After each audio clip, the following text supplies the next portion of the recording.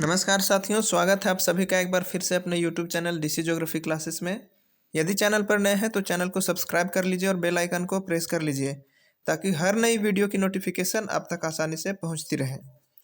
तो चलिए आज के सेशन की शुरुआत करते हैं हम लोग। और आज के सेशन में हम लोग कंटिन्यू करने वाले हैं अफ्रीका कॉन्टिनेंट को।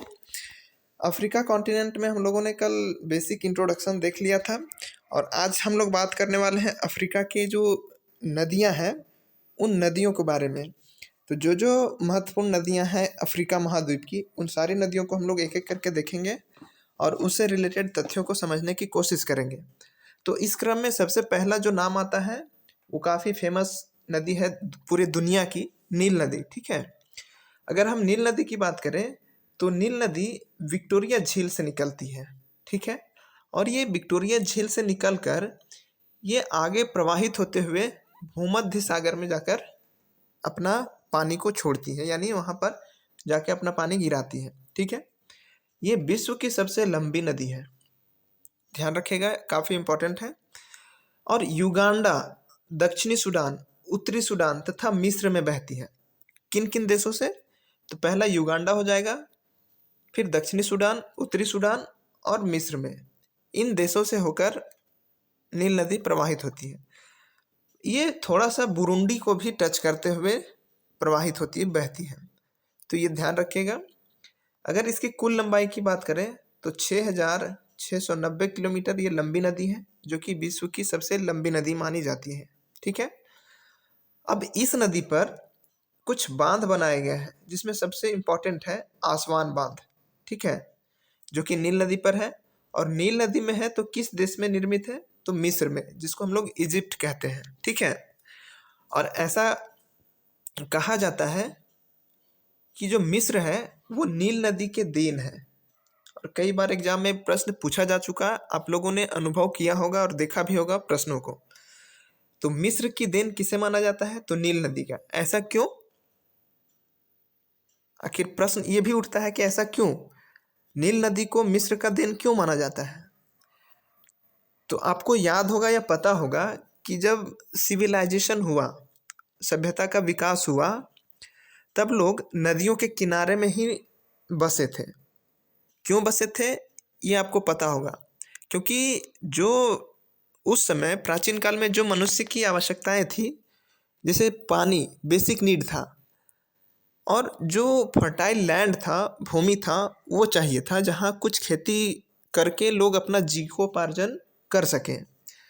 तो इसलिए जो मिस्र देश है, ये नील नदी के द्वारा बहाकर लाई गई मिट्टी से जो आसपास के एरिया है जो काफ़ी फर्टाइल है, तो इसी नदी के द्वारा जो मिट्टी का निर्माण हुआ है, उसी मिट्टी में यहाँ के लोग कृषि करके अपना जीविकोपार्जन करते हैं और इसी नदी के भरोसे यहाँ सभ्यता का विकास हुआ है। इसलिए कहा जाता है कि नील नदी मिस्र की देन है। ठीक है, अब हम बात करते हैं नील नदी की खोज किसने की, आखिर इसका ओरिजिन कहाँ है? तो इसका खोज 19वीं सेंचुरी में, 19वीं शताब्दी के उत्तरार्ध में जेम्स ब्रूस ने, कौन? जेम्स ब्रूस, याद रखिएगा, नील नदी के उद्गम का पता लगाया। ठीक है, कहाँ से ओरिजिनेट होती है ये कौन पता लगाया? तो जेम्स ब्रूस ने। और वाइट नील तथा ब्लू नील के संगम तक की यात्रा की इन्होंने, जेम्स ब्रूस ने। ठीक है, अगर हम नील नदी की बात करते हैं तो नील नदी का जो निर्माण हुआ है वो दो नदियों से मिलकर हुआ है।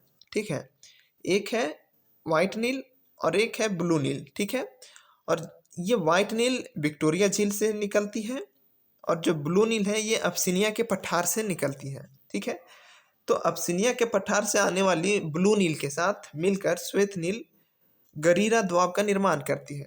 मान लिया जाए कि ये हमारा विक्टोरिया झील है। ठीक है, विक्टोरिया झील से वाइट नील का ओरिजिन होता है, उद्गम होता है, और ये आगे बहते हुए बढ़ जाती है। वहीं एक अब्सिनिया का पठार है और इसी अब्सिनिया के पठार से एक ब्लू नील निकलती है और ये जाके वाइट नील में मिल जाती है। और जब वाइट नील विक्टोरिया झील से निकलती है और अब्सिनिया के पठार से ब्लू नील, जब ये दोनों खार्तूम में जाकर मिलती है तब ये आगे जाके नील नदी के नाम से जानी जाती है। उसके पहले ये वाइट नील और ये ब्लू नील, ठीक है। अब इन दोनों के बीच में जो दोआब का निर्माण हो रहा है, ठीक है, इसी दोआब का नाम है गरीरा दोआब। ध्यान दीजिएगा, ठीक है। तो ब्लू नील और वाइट नील के बीच का जो दोआब निर्माण होता है वो गरीरा दोआब कहलाता है। अब क्या आप बता सकते हैं या जानते हैं कि दोआब क्या होता है? अगर जानते हैं तो अच्छी बात है, और नहीं जानते तो मैं आपको बता दूं कि जब भी कोई नदी प्रवाहित हो रही है और एक से अधिक धाराओं में बट जाए, मान लिया जाए कि एक नदी बह रही है और एक इसका धारा इधर बट गया, एक इसका धारा इधर बट गया। अब दोनों धाराओं के बीच में जो स्थल भाग है यही दोआब कहलाता है, ठीक है। पहला बात तो ये। दूसरा कि जब भी कोई दो नदियां आपस में कहीं मर्ज करती हैं, मिलती हैं, तो ये मर्ज जब करती है उसके बाद से एक ही मार्ग में प्रवाहित होती है। तो ये दोनों नदियों के बीच का जो भाग होता है यही दोआब कहलाता है, यानी दो नदियों के मध्य का भाग को दोआब, ठीक है। आई होप कि आपको क्लियर होगा।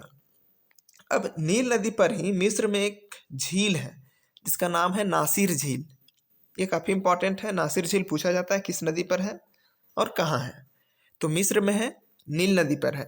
ओके, नेक्स्ट हम बात करते हैं। अब यहाँ देखिए, इस मैप में आप समझने की कोशिश कीजिएगा कि आपको यहाँ दिखाई पड़ रहा होगा विक्टोरिया झील, और यहाँ है अब्सिनिया का पठार। विक्टोरिया झील से वाइट नील निकलती है और अब्सिनिया के पठार से ब्लू नील निकलती है। खार्तूम में जाकर दोनों मिल जाती है और आगे जाकर भूमध्य सागर में गिर जाती है। अब जो ब्लू नील और वाइट नील है इसके बीच का जो क्षेत्र है इसको गरीरा दोआब कहते हैं, ठीक है। यही जो नील नदी है इसी पर यहाँ नासिर झील का निर्माण हुआ है और इसी नदी पर आसवान बांध बनाया गया है। ओके, तो ये सारी चीज़ें आपको ध्यान रखना है। नेक्स्ट हम बात करते हैं कांगो नदी की या जायरे नदी की, ठीक है। तो जो कांगो नदी है अफ्रीका उच्च भूमि से निकलकर अटलांटिक महासागर में ज्वार नदमुख का निर्माण करती, यानी एस्चुरी का निर्माण करती है कांगो नदी, ठीक है। अब ये जो कांगो नदी है ये भूमध्य रेखा को 2 बार काटती है। ध्यान रखिएगा, कांगो नदी भूमध्य रेखा को 2 बार काटती है और काफ़ी इंपॉर्टेंट फैक्ट है। इस नदी का अपवाह क्षेत्र नील नदी से बड़ा है। नील नदी बेशक विश्व की सबसे लंबी नदी है, लेकिन अगर ड्रेनेज बेसिन की बात करें तो कांगो या फिर जायरे नदी कह लीजिए, इसका जो ड्रेनेज बेसिन है वो सबसे बड़ा है, ठीक है। और यही कारण है कि अफ्रीका के सभी नदियों में से सर्वाधिक जो जल है वो यही नदी बहाकर ले जाती है, ठीक है। और जब इस नदी का शुरुआत होता है तब इसे जायरे नदी कहते हैं, और जब जायरे नदी अंतिम भाग में पहुंच जाती है, जब समुद्र में अटलांटिक महासागर में गिरती है, उसके पहले इसे कांगो नदी के नाम से जाना जाता है। ओके, अब एक इम्पॉर्टेंट फैक्ट और है, स्टेनली और लिविंगस्टोन 2 इम्पॉर्टेंट वाटरफॉल हैं इस नदी पर। कौन कौन? स्टेनली और लिविंगस्टोन। याद रखिएगा, ये बहुत इम्पॉर्टेंट वाटरफॉल है कांगो नदी की, ठीक है। पुनः यह नदी संसार की 13% विद्युत उत्पादन क्षमता रखती है। अगर पूरे दुनिया में हम लोग विद्युत उत्पादन यानी पावर सप्लाई की बात करें, विद्युत उत्पादन की बात करें, तो जो कैपेसिटी है, क्षमता है, पूरी दुनिया में, पूरी दुनिया की विद्युत उत्पादन का 13% क्षमता इस कांगो नदी में है। सोच सकते हैं आप, इमेजिन कर सकते हैं कितनी बड़ी होगी, ठीक है। यह जाम्बिया, सॉरी, हम देख लेते हैं एक बार कांगो नदी को। ये रहा आपका कांगो नदी, यह इसी को हम लोग जायरे नदी भी कहते हैं। मैप आपको विजिबल होगा, ये है आपका विषुवत रेखा, ठीक है। और इसी विषुवत रेखा को एक बार काटी, फिर दोबारा, यानी 2 बार विषुवत रेखा को ये नदी काट रही है, ठीक है। अब इसके नीचे आता है मकर रेखा। अब मकर रेखा में जो नदी 2 बार काटती मकर रेखा को वो है लिम्पोपो, तो ये ध्यान रखना, हम लोग आगे भी देखेंगे। अब बात करते हैं हम लोग नाइजर नदी की, ठीक है। नाइजर नदी की हम लोग बात करें तो नाइजीरिया से निकलकर, नाइजर नदी नाइजीरिया से निकलकर दक्षिण की ओर प्रवाहित होते हुए गिन्नी की खाड़ी में गिरती है। यानी जो गिन्नी की खाड़ी है वहाँ पर इसका मुहाना है। ठीक है। इस नदी के डेल्टाई क्षेत्र में 60% भाग पर मैंग्रोव वन पाए जाते हैं। यानी जो नाइजर नदी का जो डेल्टा है, अगर पूरे डेल्टा को हम अगर 100% मानते हैं तो उसके 60% भाग पर मैंग्रोव वन का विस्तार पाया जाता है नाइजर नदी का। ठीक है। और यह विश्व में मैंग्रोव वन का सबसे बड़ा क्षेत्र है। मतलब भारत में अगर पूरे विश्व में देखें तो सबसे ज़्यादा सुंदरवन डेल्टा में पाया जाता है, उसके बाद नाइजर नदी का नंबर आता है। ठीक है। तो ये आपको ध्यान रखिएगा, ये दूसरे नंबर पर है, दूसरे स्थान पर है नाइजर नदी का जो मैंग्रोव वन है। ठीक है। पहले स्थान पर भारत का जो सुंदरवन है जो पश्चिम बंगाल के आसपास के क्षेत्र में है वो है। अब नाइजर नदी पर एक बहुत फेमस बांध है कैंजी बांध। ठीक है।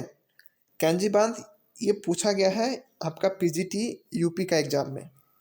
कैंजी बांध किस नदी पर निर्मित है? तो नाइजर नदी पर। अब किसी भी बांध का बनाने का जो उद्देश्य होता है वो या तो सिंचाई होगा, या तो कृषि होगा, या तो विद्युत उत्पादन होगा। ठीक है। तो इस बांध का जो निर्माण का उद्देश्य था वो सिंचाई था और बिजली उत्पादन था। ठीक। अब जो नाइजर नदी है इसको रिवर ऑफ पाम ऑयल के नाम से जाना जाता है। ये आपके लिए काफ़ी इंपॉर्टेंट फैक्ट है। रिवर ऑफ पाम ऑयल किसे कहा जाता है? तो नाइजर रिवर को। ठीक है। अब हम देखते हैं ऑरेंज नदी की। ऑरेंज नदी लिसेथो देश, आपको लोकेशन याद होगा, जो लिसेथो देश है ये जो दक्षिण अफ्रीका का पार्ट है। दक्षिण अफ्रीका में ये जो ड्रेकेंसबर्ग पर्वत है इसी के आसपास एक छोटा सा देश है लिसेथो। यानी दक्षिण अफ्रीका देश के अंदर देश है लिसेथो, छोटा सा देश, और वहीं है ड्रेकेंसबर्ग पर्वत। और इसी ड्रेकेनबर्ग पर्वत के पश्चिम की ओर प्रवाहित होकर ये अटलांटिक महासागर में गिरती है ऑरेंज नदी। ठीक है। और ऑरेंज नदी की एक सहायक नदी है वाल। ये आपको ध्यान रखना है, पूछा जा चुका है प्रश्न। निम्नलिखित में से किस नदी की सहायक नदी है वाल? तो जब तक आप नहीं जानेंगे नहीं बता सकते हैं। तो वाल सहायक नदी है ऑरेंज नदी की। ठीक है। आप यहाँ देखिए, ये साउथ अफ्रीका पूरा महाद्वीप है, और यहाँ है ये अफ्रीका महाद्वीप है, और यहाँ पर है साउथ अफ्रीका। और इसी साउथ अफ्रीका में यहाँ एक देश है लिसेथो, और इसी लिसेथो के आसपास ड्रेकेंसबर्ग पर्वत है, और इसी पर्वत से ऑरेंज नदी का उद्गम होता है। अब जैसे ऑरेंज नदी का उद्गम होता है उसी के दाहिने ओर से एक और नदी आकर इसमें मिल जाती है जिसको वॉल नदी कहते हैं। ठीक है। तो वॉल नदी सहायक नदी किसकी है? ऑरेंज नदी की। ऑरेंज नदी का उद्गम कहाँ है? तो ड्रेकेंसबर्ग पर्वत के निकट।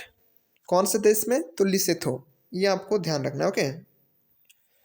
अब बात करते हैं हम लोग लिम्पोपो नदी की। ठीक है। ये भी काफ़ी इंपॉर्टेंट है।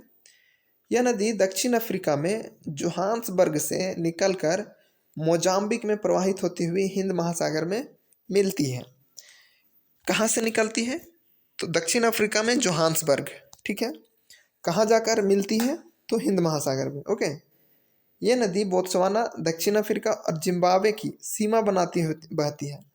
अगर पूछ दे क्वेश्चन कि निम्नलिखित में से कौन सी नदी बोत्सवाना, दक्षिण अफ्रीका तथा जिम्बाब्वे के बीच सीमा बनाती है, तो वो है लिम्पोपो नदी। ये आपको ध्यान रखना। ठीक है। ये मकर रेखा को 2 बार काटती है। ठीक है। ये भी ध्यान रखना, कर्क रेखा को कांगो काट रही थी 2 बार। ठीक है। और मकर रेखा को लिम्पोपो। ओके, ध्यान रखना है। अब हम देख लेते हैं एक बार फिर से मैप को, जो लिम्पोपो नदी है उसका लोकेशन भी।